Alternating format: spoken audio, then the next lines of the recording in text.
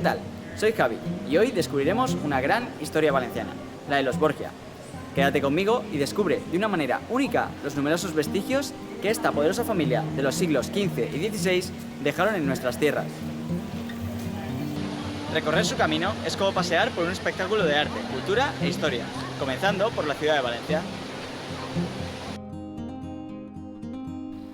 La parroquia de San Nicolás es uno de esos lugares a los que se vinculó Alfonso de Borja, posterior papa. Hoy en día también se la conoce como la Capilla Sixtina Valenciana. Y junto a la catedral y al Palacio de las Cortes, constituyen los tres símbolos más grandes de esta familia en la ciudad del Turia.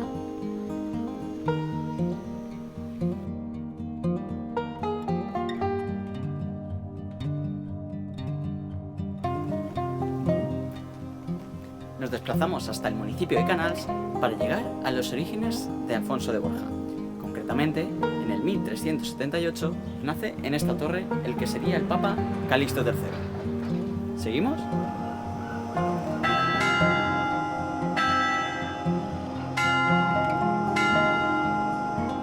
Sin duda, la localidad de Xàtiva es uno de los focos de mayor relevancia del territorio borgia. Comenzamos en esta bella plaza, donde tuvo lugar el nacimiento de Rodrigo de Borja, también conocido como el Papa Alejandro VI.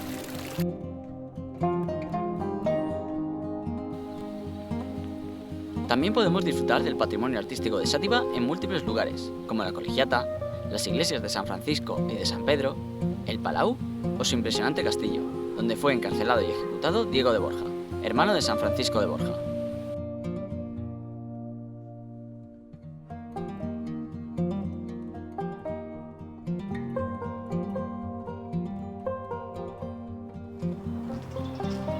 Ahora venimos hasta Gandía para disfrutar de una de las infraestructuras más reconocidas, el Palacio Ducal.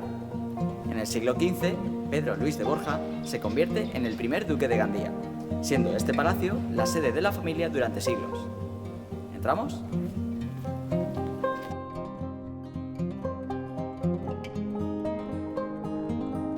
El Palacio Ducal se puede visitar por dentro para admirar sus numerosas y elegantes estancias, como la Galería Dorada.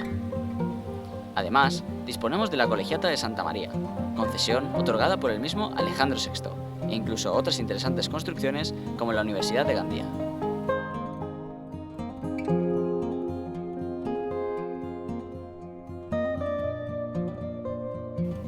Sin pasar por alto un territorio en el que se combina el turismo, la gastronomía, paisajes y patrimonio, la influencia borgiana también llega hasta localidades como Llombai, donde además de la iglesia de la Santa Cruz, todos los años se celebra durante el mes de enero una recreación histórica conocida como el Mercado de los Borgia. Y para finalizar, visitaremos dos monasterios que te dejarán muy buen sabor de boca. Todo este entorno pertenece al Decimat de la Valldigna, abierto para su visita durante todo el año. Además, antes de despedirme, te dejaré unas imágenes del de San Jerónimo de Cotalba. Créeme, merece la pena verlo. Espero que te haya gustado. ¡Nos vemos!